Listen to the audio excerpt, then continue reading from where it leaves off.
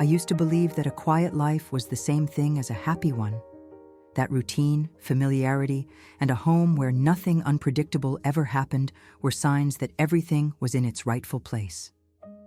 Maybe that's why I never noticed the small cracks forming beneath the surface of my marriage.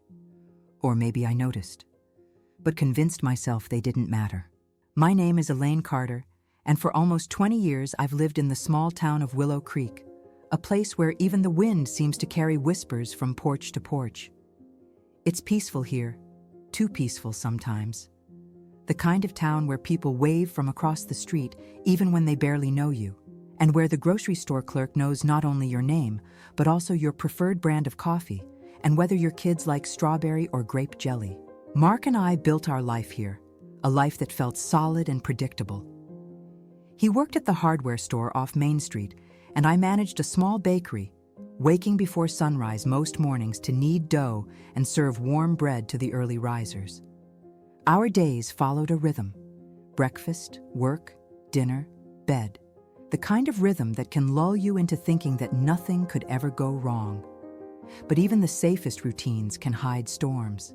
On the morning of our wedding anniversary, I woke up feeling strangely sentimental, almost tender toward the life we had built. I remember lying in bed, watching the soft morning light spill across the hardwood floor, thinking how lucky I was to share my life with a man who had been, for the most part, steady and faithful. We weren't perfect, but we were fine, stable, comfortable. Sometimes comfort feels like love when you repeat it to yourself long enough. Mark came home early that day, something he hadn't done in years. He carried a small bag from the boutique on Willow Street, a place far more delicate and refined than anything he normally set foot in. For a moment, I felt a flutter of hope. It had been so long since he'd surprised me with anything intentional, anything thoughtful. "Happy anniversary," he said, handing me the bag with a quiet smile that felt almost shy. Inside was a silk nightgown, soft and champagne-colored, the kind of thing I wouldn't buy for myself. I ran my fingers over the fabric, feeling the smoothness against my skin. And for a moment, I felt seen, really seen, in a way I hadn't in a long time. Before I could thank him, he handed me a small box, neatly wrapped. "That's your second gift," he said. I laughed, a little nervous and a little excited. When I opened it, though, I froze. Inside were 2 dice, small, glossy, strange. One had little drawings instead of numbers. The other had words carved into each side. "Erotic dice," he explained with a grin, as if the whole thing were a playful secret between us. For a second, I didn't know how to react. The idea was childish, silly, surprising, but also sweet in its own awkward way. We weren't old, but we weren't young anymore either. Maybe this was his way of trying to reconnect, to spark something that had dimmed over the years. So I laughed, genuinely this time, and leaned into the moment. We tossed the dice onto the bed like teenagers testing boundaries they'd never crossed before. One die landed on the drawing of a couple standing, the other read, "shower." We looked at each other, and for the first time in a long time, we felt like partners in something intimate, private, almost mischievous. So we went to the shower, and we played along, and it felt good. Maybe too good, precisely because it had been rare. Later that night, after the water had cooled and the laughter had faded, I lay beside him, feeling peaceful, almost hopeful. Maybe we were finding our way back to each other. Maybe the hard years, the quiet resentment, the distance, the fatigue of routine, were finally behind us. I didn't know then how naive that thought was. Looking back now, I can pinpoint the exact moment when innocence ended for me. It wasn't when I opened the dice. It wasn't even when we used them. It was later, much later, when I found myself staring at an identical set in someone else's hands. But that part of the story belongs to another chapter. What matters here, in this beginning, is the truth I didn't know yet, that the same gift that made me feel cherished would soon make me question everything. That the same night that brought us together would become the thread that unraveled the life I thought we shared. that safety isn't always real. Sometimes it's just silence wearing a comforting mask, and in Willow Creek, silence has a way of telling the biggest lies.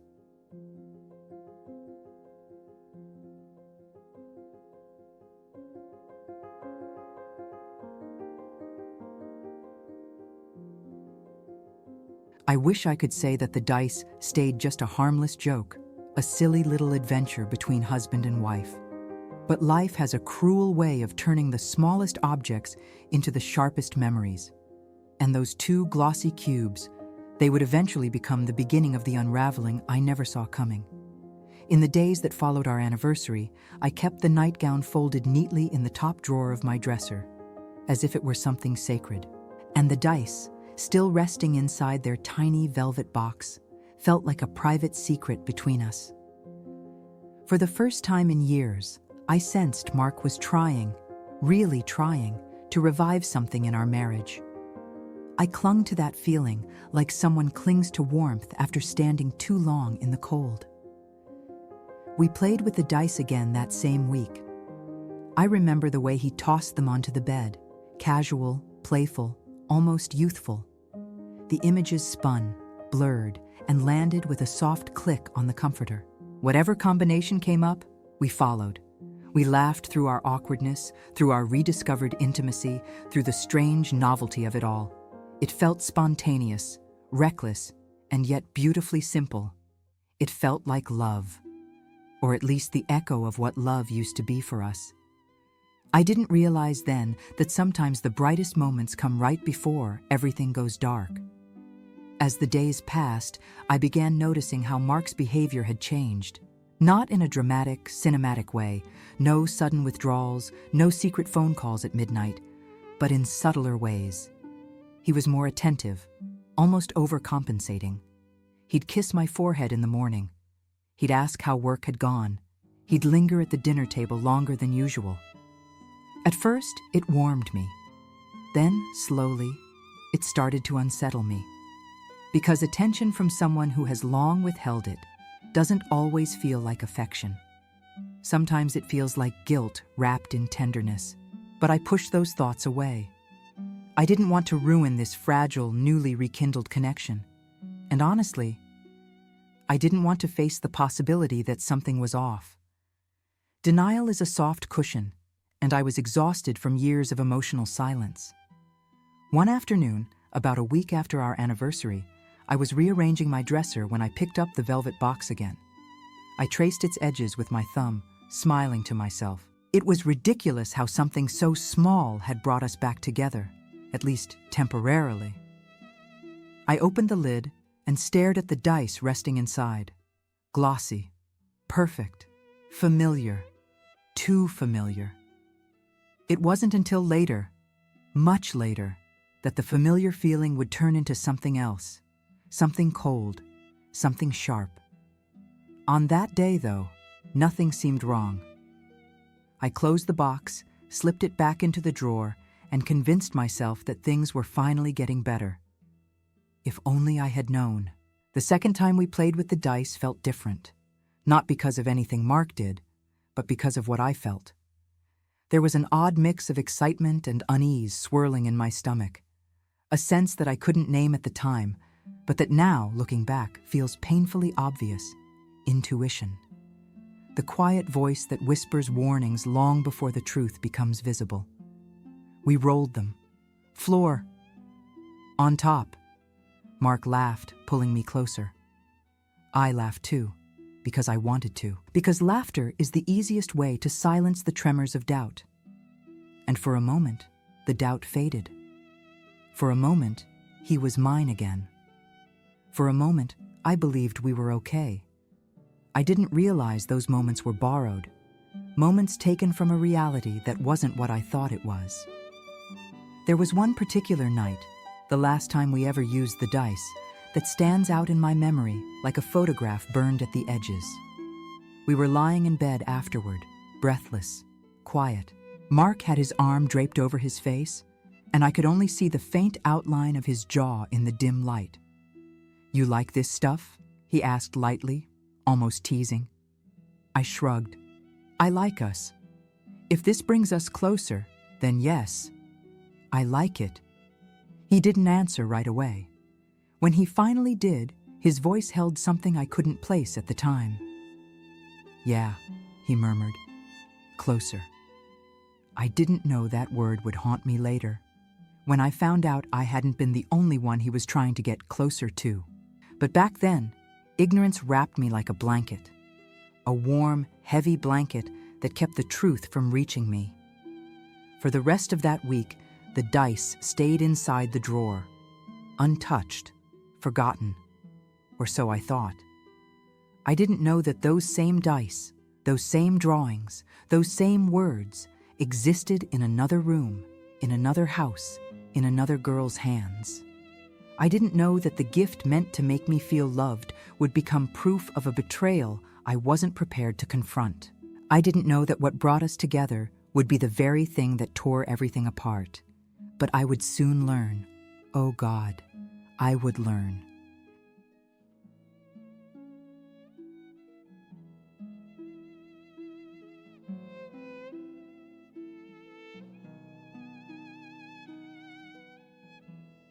I've lived long enough to know that life doesn't usually warn you before it breaks your heart.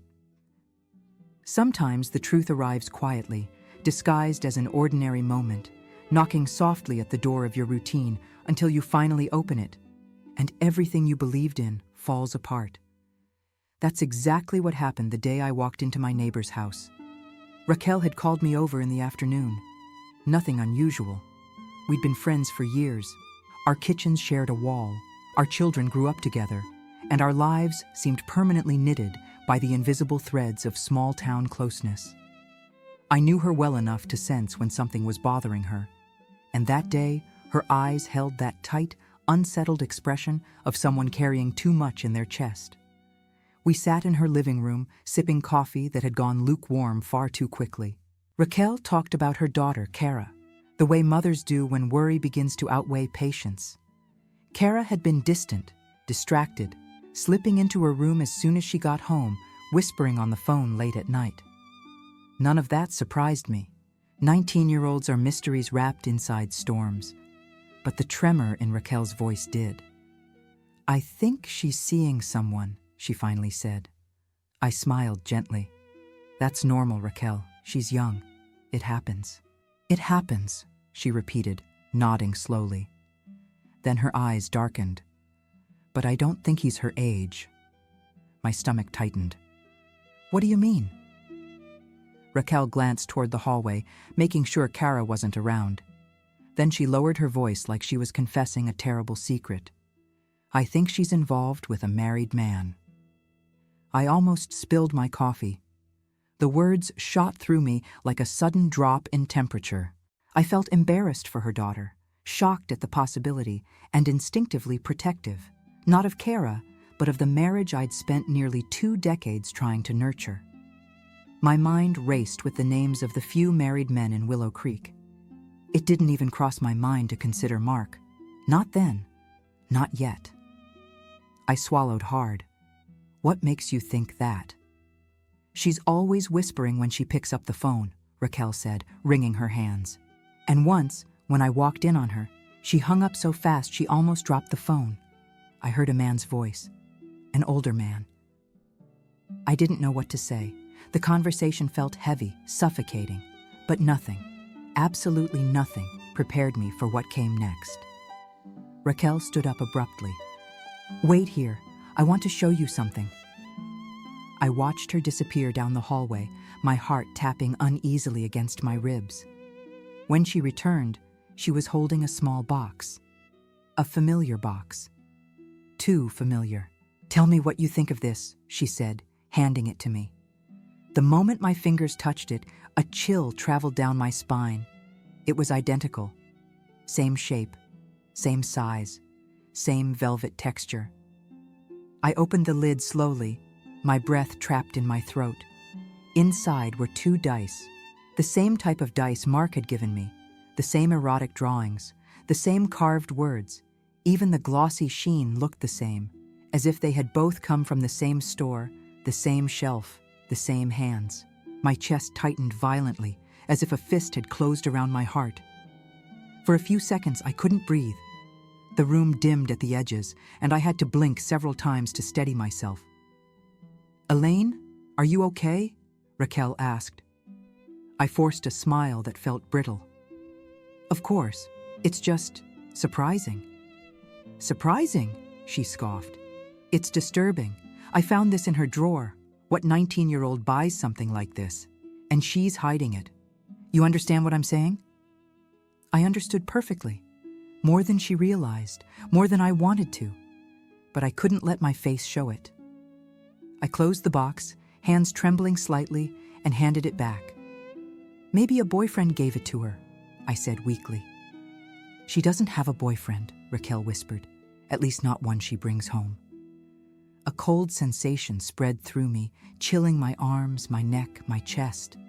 I tried to reason with myself, tried to breathe, tried to find another explanation. Coincidence, a joke, a gift from someone else. Anything. Anything but the truth that had begun to take shape. A truth so horrifying that it made my stomach twist. I barely remember the rest of the visit. My mind was too loud, too bright, too chaotic.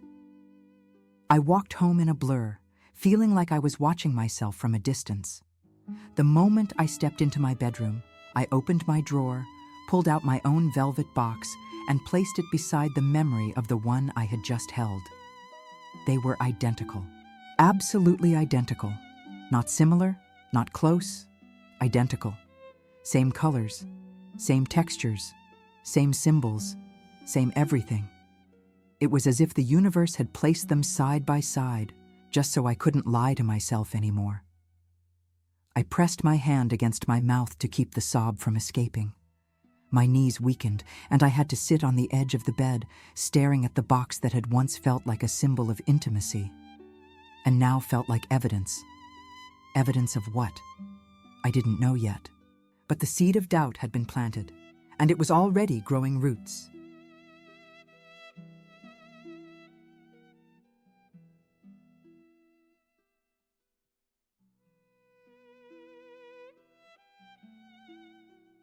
There are moments in life when a memory rises from the shadows with such force that it steals the air from your lungs. A moment so mundane at the time, so easily ignored, that you never imagined it would one day become the missing piece of a puzzle you never wanted to solve. For me, that moment resurfaced the night I returned home from Raquel's house, shaken by the sight of those identical dice. I sat on the edge of my bed, with my own velvet box in my lap, my heartbeat thundering in my ears. I kept telling myself it was a coincidence, that I was being dramatic, paranoid, foolish. But the more I tried to silence my thoughts, the louder they became. And somewhere in that storm of denial and fear, a memory slipped in. A memory I had completely forgotten. A memory that suddenly made too much sense. It was a Sunday morning, 6 or 7 months earlier. I had just come home from church, still holding my purse, the house quiet and warm with the smell of coffee. When I walked through the gate, I saw Kara, Raquel's daughter, standing at my doorstep. At the time, it hadn't meant anything. At the time, it was just a strange little surprise. Now, it felt like the first warning I had ignored. I remember stopping halfway up the walkway. "Kara? Sweetheart, is everything okay?" She had startled when she heard my voice, not the startled look of someone caught doing something wrong, but the startled look of someone who wasn't expecting to be seen. "Oh, Mrs. Carter, hi. I was just dropping something off for Mr. Carter." "For Mark?" I asked. She nodded, far too quickly. I remember the way her eyes darted toward the door, anxious, restless, like she wanted to get away before anyone could ask more questions. She handed me a DVD case, said it was something she'd borrowed, and hurried off down the sidewalk. When I stepped inside, Mark was in the living room, sitting far too casually on the couch. "Kara was just here," I said. He didn't flinch, didn't smile, didn't even look surprised. "Oh yeah," he said lightly. "She borrowed a movie a while ago. She came to return it." His voice sounded normal. His expression, natural. Nothing about the moment felt wrong. So I let it go. I didn't ask questions. I didn't see the tremor under the surface. I didn't want to see it. But now, with the memory resurfacing in the wake of those identical dice, the pieces snapped together with horrifying clarity. Kara at my house, Mark expecting her, their calm, rehearsed explanations, her nervousness, his ease. How could I have forgotten that? How could I not have seen the strangeness in that moment? I pressed my hand against my forehead, trying to breathe through the weight of realization pressing down on me. It felt like standing at the edge of a cliff, knowing that one step forward might reveal a truth I wasn't strong enough to face. I told myself it was paranoia. That coincidence didn't equal guilt. That fear could distort even the simplest memories. But the human heart knows when something is wrong, even when the mind refuses to admit it. For days after that memory resurfaced, I lived in a fog, half denial, half dread. Everything Mark did felt layered with double meanings. Every expression, every silence, every shift in tone. I watched him more carefully, cataloging the things I'd never thought twice about before. A late shower, a change in cologne, a message he deleted quickly, the way he avoided eye contact when I asked simple questions. I tried to rationalize it all: stress from work, fatigue, mood swings. But deep inside, beneath the excuses and the forced calm, a truth was growing like a bruise spreading under the skin. I couldn't stop thinking about the dice, about how personal they were, about how intimate they were, about how meaningful they had felt to me when Mark gave them to me. And then I imagined him giving the same gift, the exact same gift, to a 19-year-old girl. The thought made me feel sick. I couldn't breathe. I wanted to scream, to run, to erase the image from my mind. But the mind doesn't forget what the heart fears. One night, lying in the dark beside a man who suddenly felt like a stranger, I whispered into the silence, "God, please let me be wrong." But God was silent. Or maybe I was too afraid to listen. I knew then that something inside me had shifted, broken in a way that couldn't be repaired with explanations or excuses.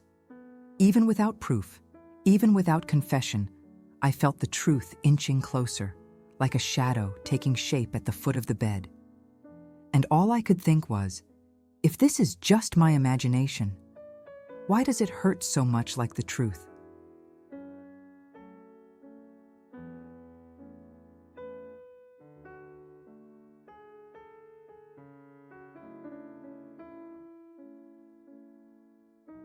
There comes a point in every woman's life when silence becomes unbearable, when the questions you've swallowed for days begin to claw their way up your throat, demanding to be spoken. I reached that point quietly, without a scream, without a tear, just a cold, steady realization that I couldn't keep living in the dark. I needed to know. Or at least, I needed to see him react. By then, the doubt inside me had become something almost physical. It followed me everywhere, into the bakery where I worked, into the aisles of the grocery store, into the quiet moments at home when the air felt heavier than it should. Every time Mark walked into a room, I studied him without meaning to. His voice, his posture, the way he avoided meeting my eyes for too long. I caught myself reading his expressions like signs on a highway, searching for the exit back to certainty. But certainty never came. So I decided to create my own path to it, even if it meant deceiving him to get the truth he would never willingly give me.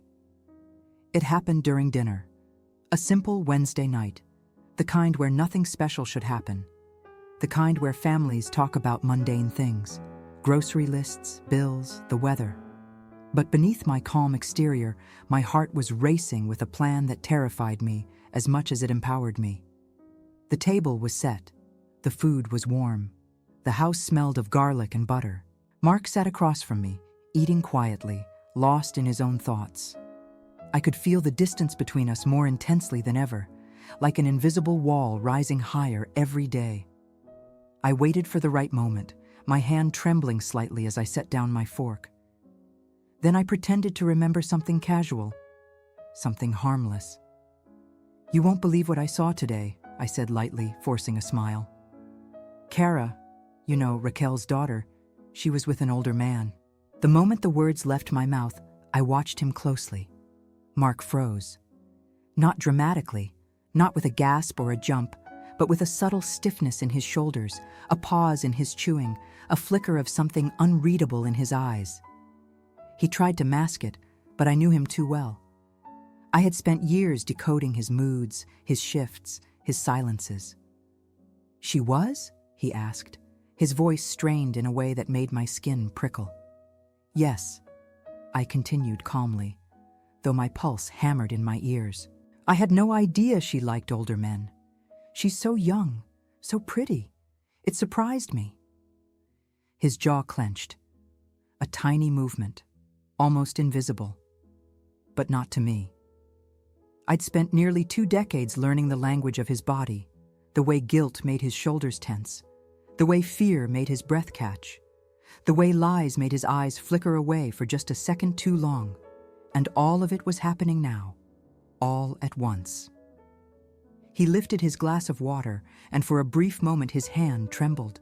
When he put it back down, he avoided my eyes completely. I felt sick, but I needed more. I needed something impossible to deny. So I went further. "You know," I said, swirling my fork through my food, pretending nonchalance, "I actually saw her today. With someone. They were inside a car near the park, kissing. I couldn't see the man's face, but he definitely wasn't her age." That was the moment everything cracked. Mark's breath caught so violently he choked on his food. He coughed hard, his eyes watering, reaching for his glass as if the air itself had betrayed him. He wiped his mouth, still avoiding my gaze, mumbling that he was fine. But he wasn't, and I knew exactly why. My heart dropped into a cold, dark place inside me. He wasn't reacting like a man surprised by gossip. He wasn't reacting like a man who found the story amusing or shocking. He wasn't reacting like a man with nothing to hide. He was reacting like the man in that car. The room felt suddenly smaller, the air too thin to breathe. I wanted to scream, to stand up, to demand answers, but I couldn't. I stayed still, frozen in the quiet horror of watching a lie unravel in real time. After a long stretch of silence, he pushed his plate away. "I'm not hungry," he said sharply, getting up from the table. His face was pale, tense. He walked to the sink, ran water, and avoided looking at me with such obvious fear that my stomach twisted. He didn't ask for more details. He didn't ask who the man was. He didn't question my story at all. He just ran from it. And that told me everything. The silence that followed him as he left the room was louder than any confession he could have spoken. His reaction was too raw, too revealing, too aligned with every suspicion I had tried desperately to dismiss. I sat there alone at the table, staring at his untouched food, feeling the weight of the truth settle into my bones. I had cast the bait, and he swallowed it whole. In that moment, as the house fell quiet around me, I realized something devastating. I didn't need proof. I didn't need photographs. I didn't need a confession. I saw the truth in his fear, in his guilt, in the way his whole body reacted to a lie that should have meant nothing to him. Mark wasn't just hiding something. He was hiding himself, and I wasn't sure I wanted to know the rest.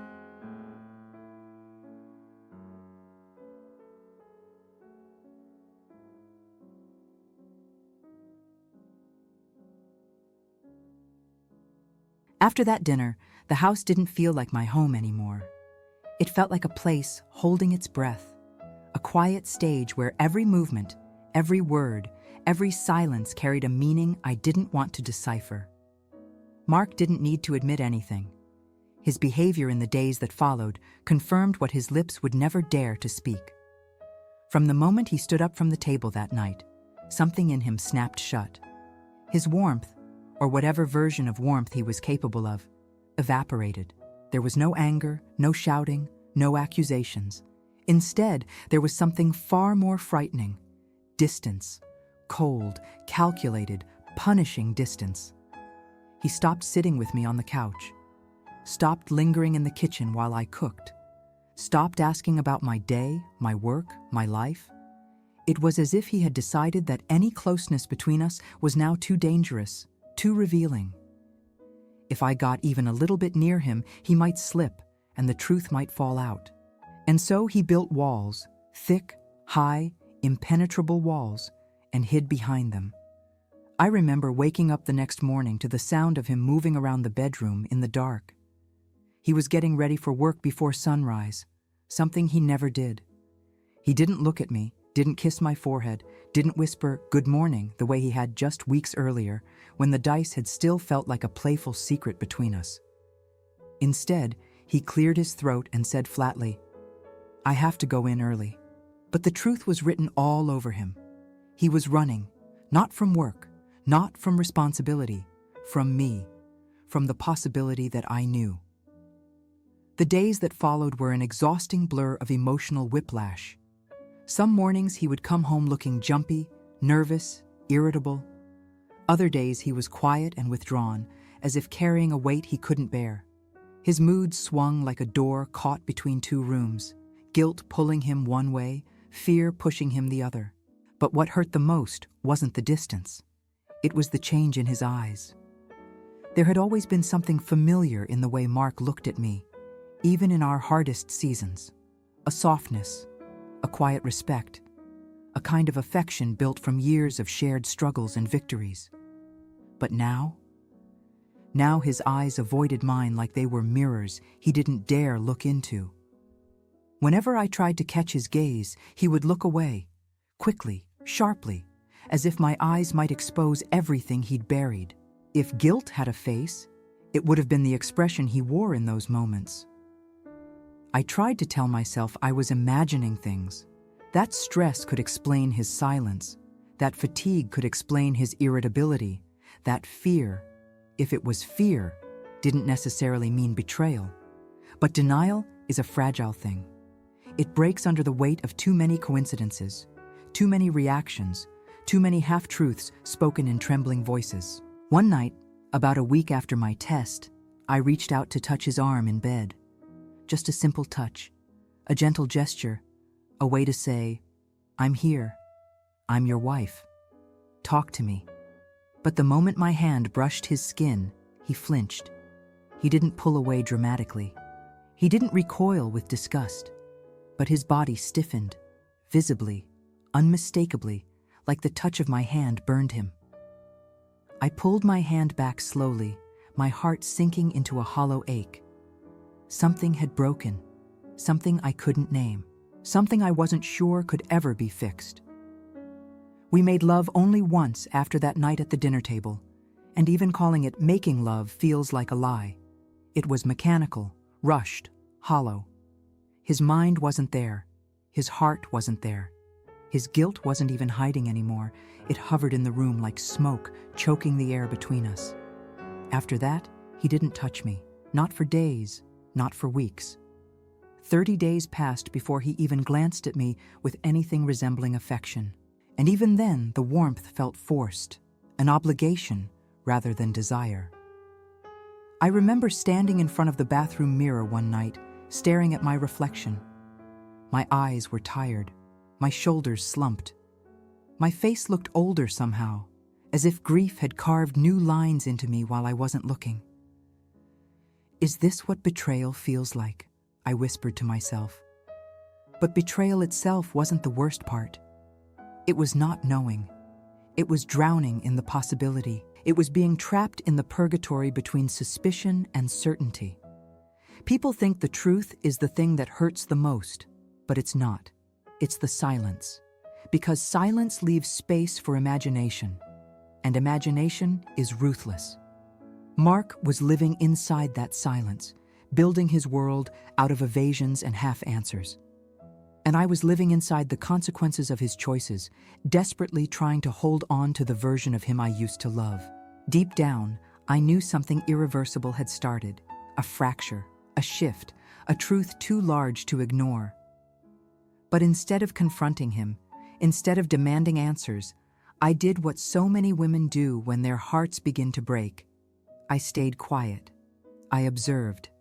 I waited. Because sometimes patience is not a virtue. Sometimes it's the only weapon you have left.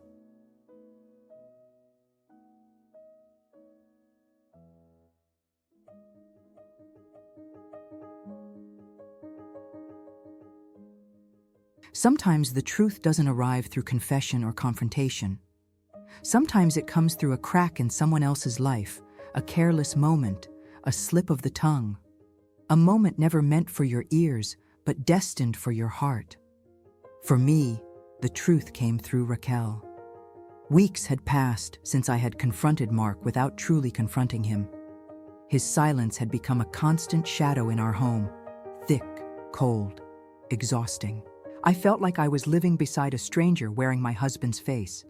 Every small interaction between us carried the weight of everything unspoken. And then one afternoon, Raquel knocked on my door. She looked frazzled, breathless, like someone who had just run a long distance, except her house was only a few feet away. I invited her in, and she didn't even wait to sit before speaking. "Elaine, I think something happened with Kara." My heart clenched. I wasn't sure if it was fear, dread, or intuition tightening inside my chest. Maybe all three. "What do you mean?" Raquel ran a hand through her hair, pacing the kitchen floor. "She was on the phone this morning, fighting, with a man." There it was again. The man, the ghost in the shadows of our suspicions, the invisible thread connecting our homes. I swallowed. "Did you hear anything?" She nodded, her eyes wide with disbelief. "More than I should have." I leaned in. "Like what?" Raquel exhaled slowly, gathering herself.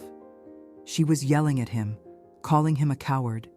She kept saying he needed to grow up, to stop making promises he never kept. My stomach twisted. My throat tightened. "She said she was done with him," Raquel continued. "That she couldn't stand being his secret anymore, that he only thought about himself. And then..." Her voice cracked a little before she went on. "She told him, 'Go take care of your wife.'" I felt the world tilt beneath my feet. The kitchen walls seemed to blur. Raquel's voice became a distant echo. My heartbeat thundered loudly enough to drown out everything else. "Take care of your wife." Those 4 words hit me like a blow. Not a metaphorical one, a physical one. Sharp, brutal, undeniable. I gripped the edge of the counter to keep myself from collapsing. Raquel kept talking, unaware of the earthquake happening inside me. She was venting, confessing, trying to make sense of her daughter's behavior. But I wasn't listening anymore. Not really. Her words floated around me like fragments of a reality too painful to accept. If Kara had yelled that, if Kara had told the man to take care of his wife, that meant only one thing: the man was married, and Kara knew it, and she was tired of being hidden. And the man, the married man, had someone to take care of. A wife. A woman. Me. The room felt airless. My skin tingled with cold. My hands refused to stop shaking. Raquel finally noticed I wasn't responding. "Elaine, are you okay?" I forced my eyes up to hers. I tried to smile, but my face refused to cooperate. My voice cracked as I whispered, I'm fine. Just surprised." Surprised was an understatement. Terrified was closer. Shattered was more accurate. After Raquel left, I sank into a chair and stared at the table without seeing it. My mind was spinning wildly, connecting dots I wished I could unsee. The dice, the matching velvet boxes, the memory of Kara at my front door, Mark's reaction at dinner, his silence, his guilt, his distance. And now this phone call, this fight, this accidental confession overheard by her mother. It was all falling into place like pieces of a puzzle I never wanted to complete. I felt a sob rise in my chest, but I refused to let it out. Crying felt too final, too accepting, like stepping over a line between doubt and truth, a line I had been fighting to avoid for weeks. Instead, I sat perfectly still, my breathing shallow, my thoughts spiraling. Was it possible I had misunderstood everything? Could this still be a horrible coincidence? Could the man Kara was referring to be someone else entirely? I tried, desperately, to convince myself of that. But denial was no longer a comfort. It was a cage. For hours, I sat in that chair, replaying Raquel's words over and over. Go take care of your wife. A knife disguised as a sentence, a truth disguised as anger. At some point, the front door creaked open. Mark's footsteps echoed through the house. When he entered the kitchen and saw my face, he froze. Elaine? What's wrong? His voice trembled, barely, but enough. Enough for me to feel the truth pulse in the air between us. I looked at him, really looked, and in his eyes, I didn't see surprise. I didn't see confusion. I didn't see a man blindsided by accusations that had nothing to do with him. I saw fear, guilt, recognition. He knew what I knew, or at least what I suspected. But neither of us said a word. He stood there in the doorway. I sat in my silence, and between us lay the final piece of the truth, unspoken but undeniable. The silence didn't just scream anymore, it confirmed.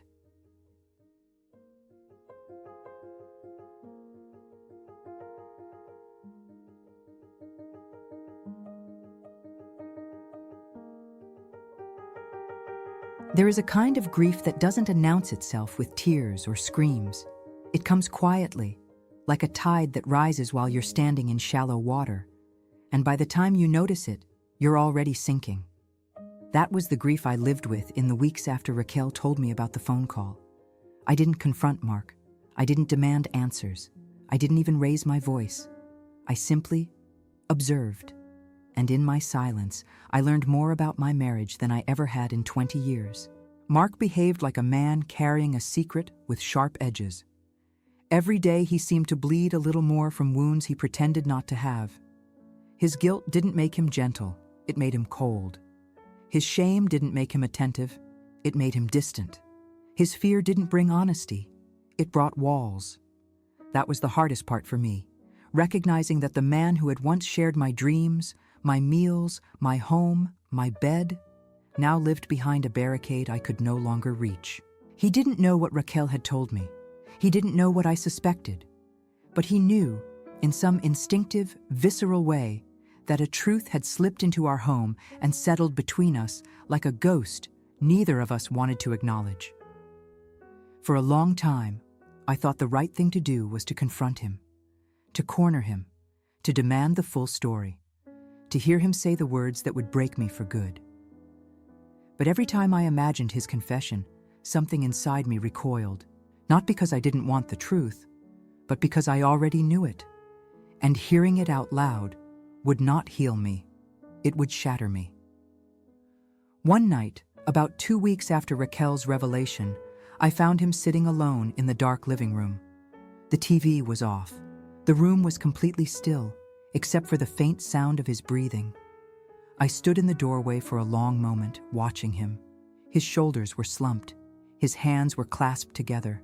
His eyes were fixed on nothing. He looked like a man drowning quietly. "Mark?" I whispered. He startled slightly, then straightened as if he needed to compose himself. "Yeah? Why are you sitting in the dark?" "Just thinking," he said, though the tremor in his voice betrayed him. "About what?" He hesitated too long, much too long. And then he lied. "Work." The lie hit me harder than the truth would have. I sat down across from him, close enough to smell the unease radiating off his skin. I wanted to tell him everything I knew, everything I suspected, but the words tangled in my throat. Instead, I asked softly, "Are we okay?" He blinked, once, twice, a third time. Then he nodded, a slow, shaky, unconvincing nod. "Yeah," he whispered, "we're fine." But we weren't fine. We were two people clinging to opposite ends of a rope that was already frayed and burning. I realized in that moment that he would never tell me the truth. Not because he didn't owe it to me, but because he couldn't bear to speak it. The truth would force him to face himself, and I don't think he had the strength for that. Some men fight to clear their name, others scramble to explain. But Mark? He wilted.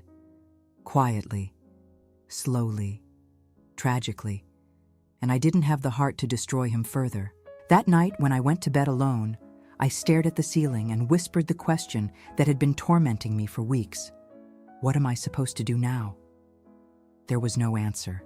No voice from heaven, no sudden clarity. Only silence. The same silence that had become my companion since the truth began to surface. I spent days wrestling with myself. Should I leave him? Should I stay? Should I demand everything he was hiding? Should I walk away from the life we had built? But every time I looked at him, really looked, I saw not a villain, but a flawed, weak, human man who had made a mistake he couldn't undo. A man who feared losing his family more than he feared disappointing God. And despite the hurt, the betrayal, the doubt, the anger, I realized something that surprised even me. I still loved him. Not blindly, not naively, not with the same innocence as before, but with a tired, wounded, complicated love, the kind that grows from years of shared life, shared struggles, shared dreams. Loving him didn't make what he did acceptable.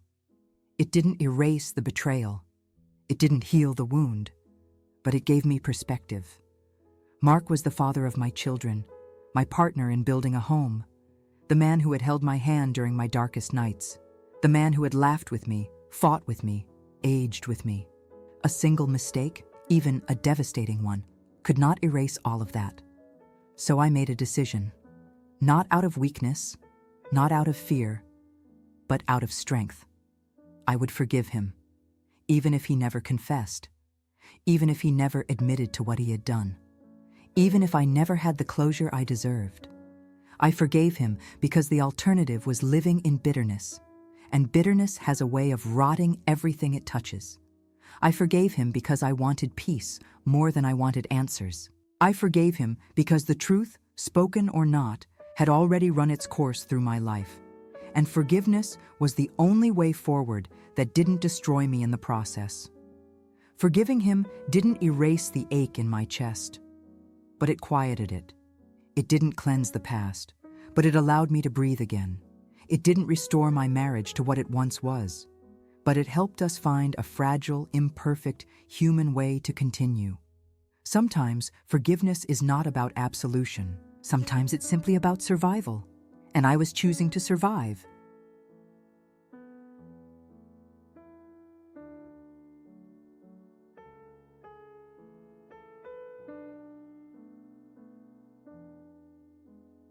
There comes a moment when holding everything inside becomes unbearable. A moment when silence stops being protection and becomes a prison. A moment when the weight of unspoken pain presses against your chest so heavily that the only way to breathe again is to let it out. Not to someone else, but to yourself. That moment came for me one quiet evening, long after the storm had already passed. Weeks had slipped by with Mark moving through the house like a ghost of the man he once was. He was gentler now, almost painfully careful around me, as if he knew his presence alone carried a kind of heaviness. He didn't ask what I knew. He didn't try to explain himself. He simply lived with the unspoken truth between us, hoping time would bury it. And maybe, in a way, time did. Our home was calmer. The tension that once clung to the walls had softened into something manageable. I no longer woke up with my stomach in knots. The ache inside me still pulsed, but it was duller, less consuming. I had found a way to function again, to smile again, even to love again, not with the same innocence as before, but with a quiet, reluctant acceptance. But healing is not forgetting. Healing is honesty. And I hadn't been honest with myself. Not completely. One night, after everyone was asleep, I found myself at the kitchen table, staring at a blank sheet of paper. The house was silent except for the faint hum of the refrigerator and the occasional creak of the old wooden floor. I felt something inside me stirring, a need to spill everything I had swallowed for months. So I picked up a pen, took a deep breath, and let the words pour out. "This is not a letter of accusation," I wrote. "It is a letter of release." I wrote about the dice, the gift that once made me feel adored and later made me feel foolish. I wrote about Kara, the girl I had watched grow up and whose innocence had collided with the fragile remnants of my marriage. I wrote about Raquel's confession, about the phone call, about the words that had changed everything. "Go take care of your wife." I wrote about the silence, the long nights, the heavy mornings, the widening distance between us. I wrote about my fear, my anger, my shame at doubting myself, at doubting him, at doubting a marriage built over decades. I wrote about the way Mark reacted during dinner, the way he choked on his food, the way his eyes refused to meet mine. I wrote about how his guilt spoke louder than any confession ever could. And then I wrote about forgiveness, not the easy kind, not the noble kind, but the raw, reluctant, necessary kind that comes when your heart is too tired to keep fighting. Finally, I wrote the sentence I had been terrified to admit even to myself. I don't need to know the truth to move on. I only need peace. The words were messy, imperfect, uneven, but they were mine, my truth, my pain, my release. When I finished, I felt lighter. Not healed, not whole, but lighter.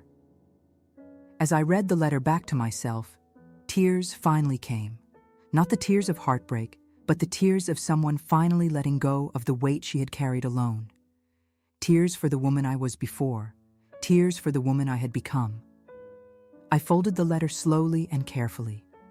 I didn't write Mark's name on it. I didn't leave it on his pillow or hide it in his drawer. This letter wasn't for him. It was for me, a testament to the storm I had survived, a quiet victory. The next morning, I tucked the letter into a book I rarely opened, a book of prayers my mother had given me years ago. It felt like the right place for it, a place where pain and hope could coexist without judgment. Over time, life settled into something resembling normalcy. Not the innocent normal of before, that normal was gone forever, but a new kind of normal, imperfect, fragile, human. Mark softened. I softened. The wounds didn't vanish, but they stopped bleeding. Some days I wonder what really happened between him and Kara. Was it an affair? A flirtation? A moment of weakness blown out of proportion? Something more? Something less? I'll never know. And strangely, I no longer need to. What I learned through this experience is that closure doesn't always come from answers. Sometimes it comes from acceptance, sometimes from forgiveness, sometimes from surrender, and sometimes, most unexpectedly, it comes from writing the truth down, sealing it in ink, and choosing to move on. That night at the kitchen table, I didn't just write a letter. I wrote my freedom. I didn't write to accuse him. I didn't write to punish him. I didn't even write to heal him. I wrote to save myself. And in doing so, I reclaimed the one thing betrayal tries hardest to steal: my peace.